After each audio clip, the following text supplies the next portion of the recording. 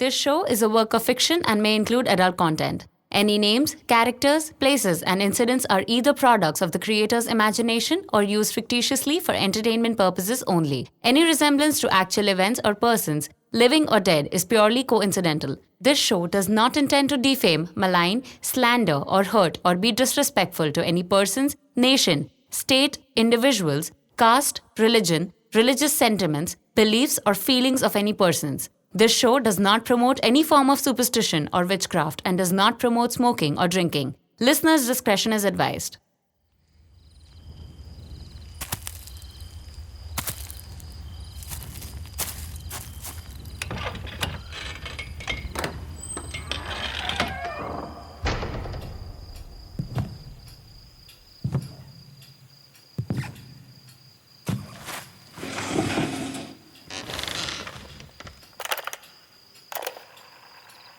कहते हैं कि दुनिया में दो चीजें कभी नहीं रुकती, एक समय और दूसरा जुर्म।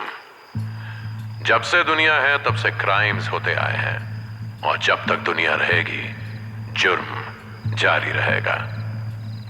गुनाह रोकने के लिए कानून भी है और सजा भी, लेकिन गुनाह फिर भी नहीं रुकते। हम जुर्म को रोक तो नहीं सकते, लेकिन जुर्म से जुड़ी कहानियों को दस्तावेजों में कैद कर सकते हैं, उनसे सबक ले सकते हैं, उन्हें समझने की कोशिश कर सकते हैं। और मैं शायद ऐसी ही एक कोशिश में लगा हूं।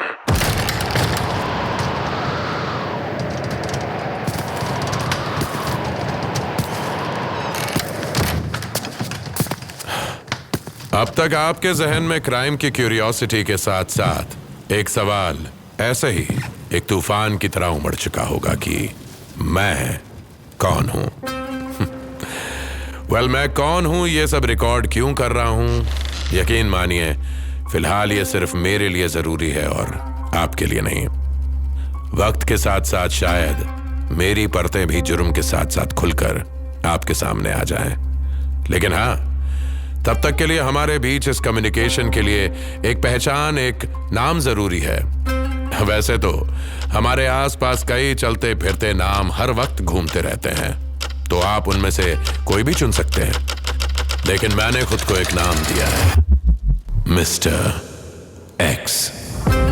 मुझे जुर्म की ये कहानियां कैसे पता, इसका पता आपको धीरे धीरे पता चल जाएगा। फिलहाल वक्त सवालों में नहीं, एक चक्रवात में गिरने का है। क्राइम की असली कहानियां with mister X, an M&M original.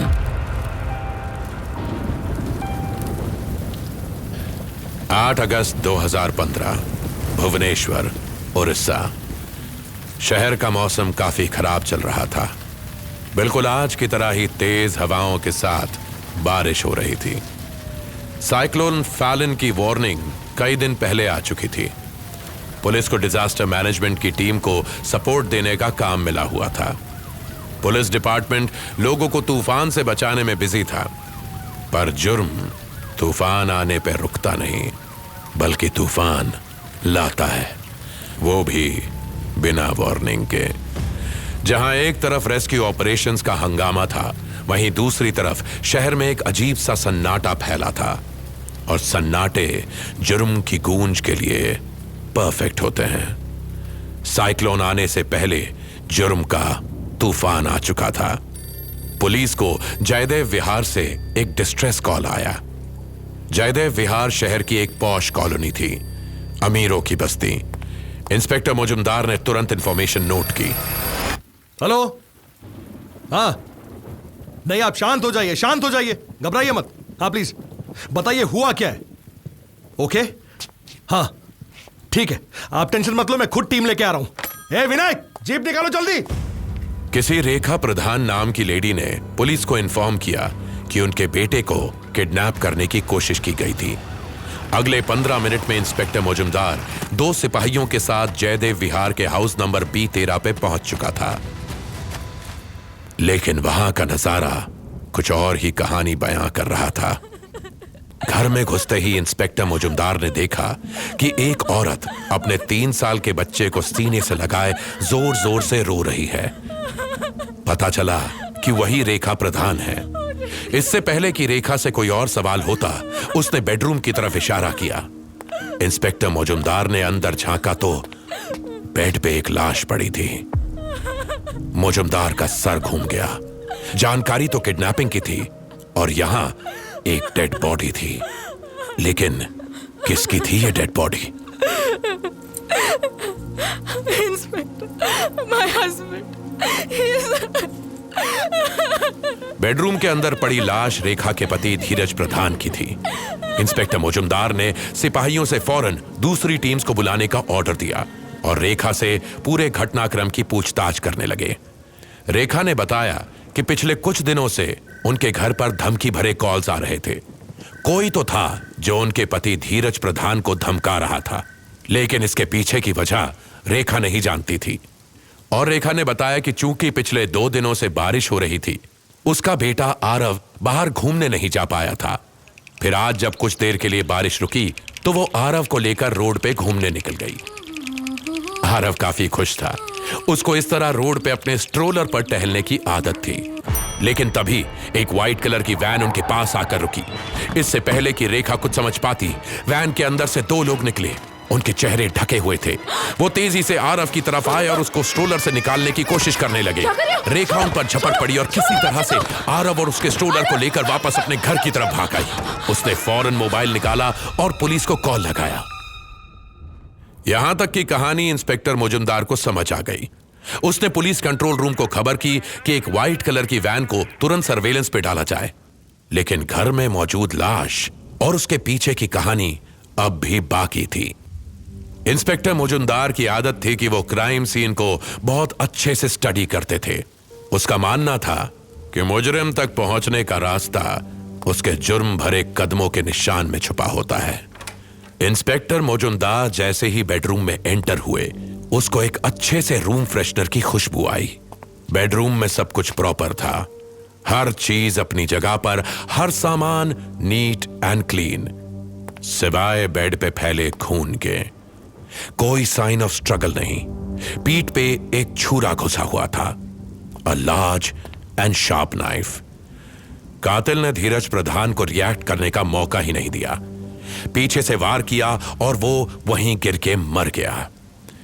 Inspector Mujumdar हर चीज बारीकी से नोटिस कर रहा था। उसके शक का मीटर बहुत तेजी से चल रहा था। वो वापस रेखा के पास आया और उसने पुलिस कॉल के बाद की जानकारी मांगी। सर, मैं बाहर से घबराई हुई घर के अंदर आई और फौरन गेट बंद किया।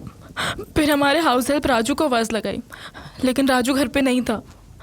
तो मैंने धीरज को पुकारा, लेकिन धीरज ने भी कोई जवाब नहीं दिया। तो मैं भागकर बेडरूम की तरफ आई और देखा कि धीरज, उसकी लाश वहां बेड पर। केस पेचीदा होता जा रहा था। घर का नौकर राजू मिसिंग था। मुजुमदार ने राजू की फोटो मांगी, लेकिन उसकी कोई फोटो घर में नहीं थी।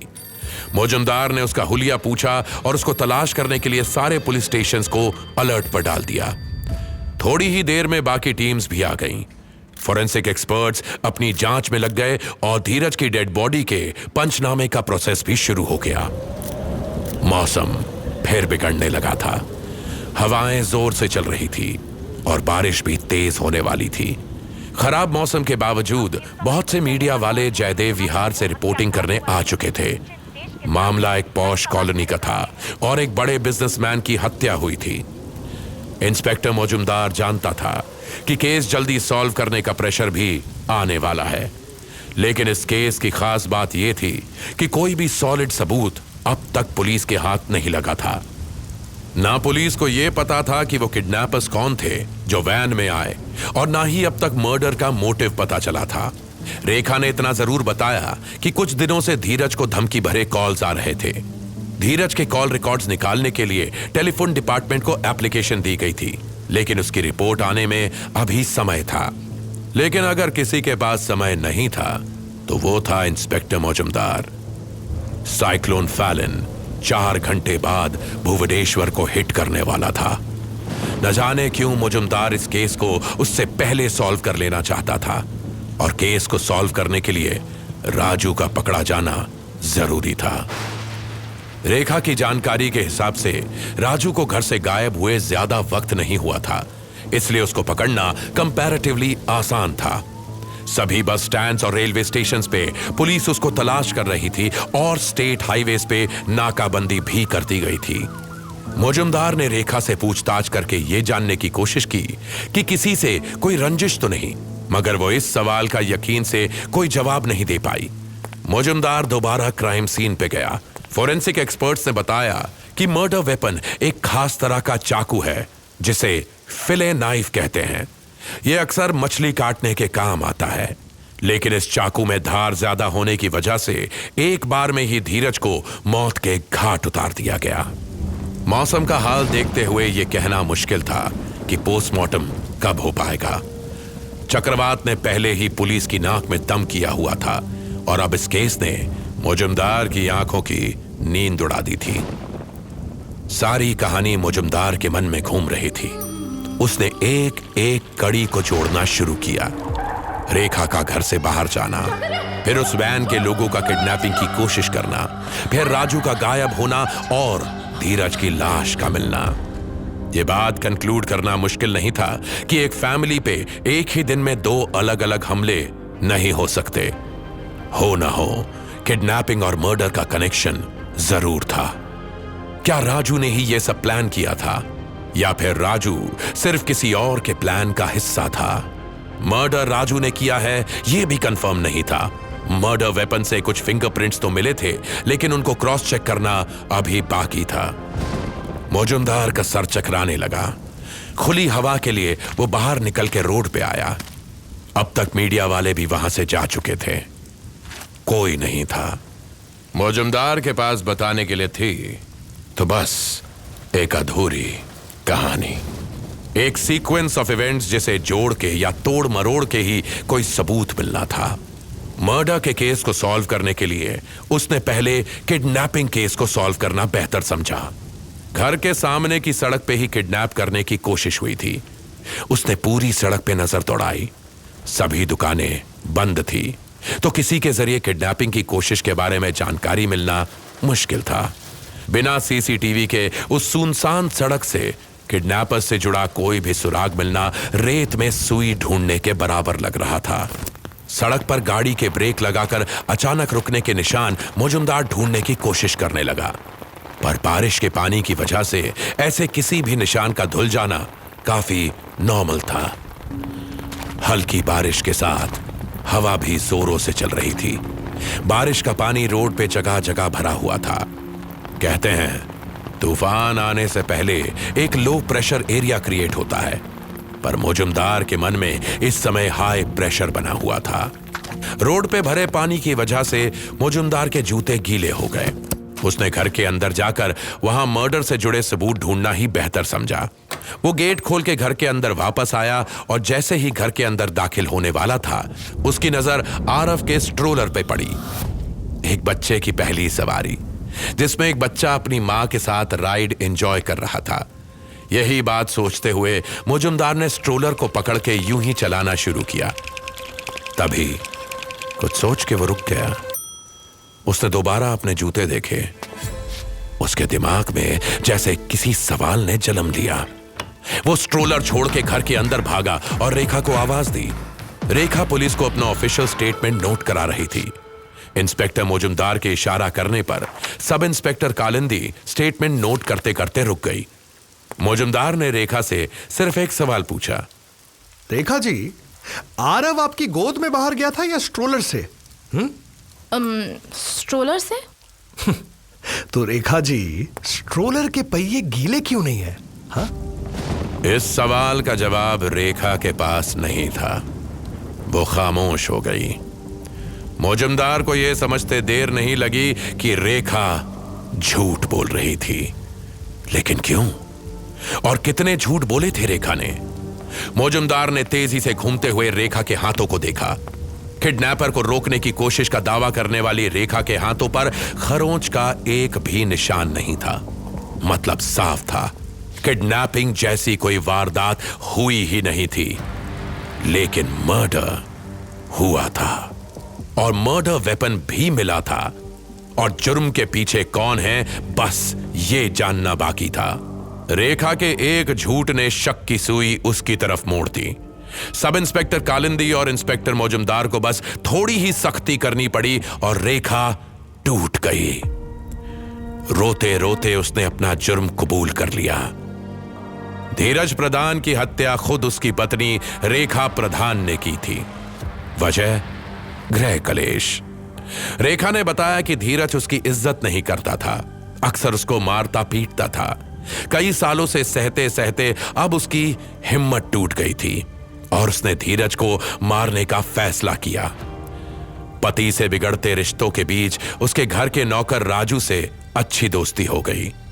रेखा ने राजू को अपने प्लान का हिस्सा बनाया और कुछ घंटों पहले ही उसे गांव भेज दिया ताकि पुलिस उसी को कातिल समझे।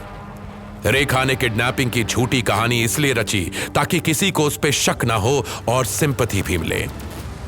सब कुछ उसके प्लान के हिसाब से हो रहा था, लेकिन शहर में आने वाले तूफान और बारिश ने उसका सारा खेल बिगाड़ दिया। एक स्ट्रोलर के सूखे पहिए ने जुर्म की रफ्तार पे ब्रेक लगा दी। कहते हैं मुजरिम के हाथ में जुर्म की कालिख लगी होती है, जिसके निशान कहीं ना कहीं जरूर छूट जाते हैं।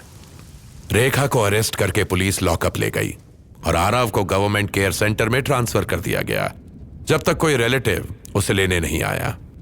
एक अब्यूजिव रिलेशनशिप और बदले की आग ने एक बच्चे को अनाथ कर दिया।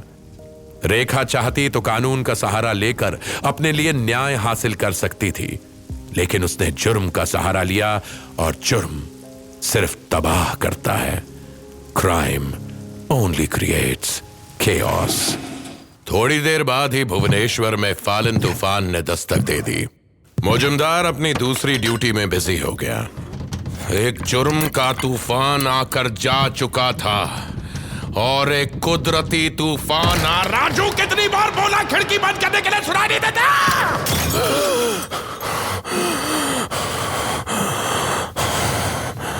सॉरी। कहानी के बीच मुझे किसी किस्म की दखलंदाजी पसंद नहीं। क्राइम की दुनिया की ऐसी ही सनसनीखेज और हैरत में डाल देने वाली कई और कहानियां मेरे जरिए आप तक आएंगी।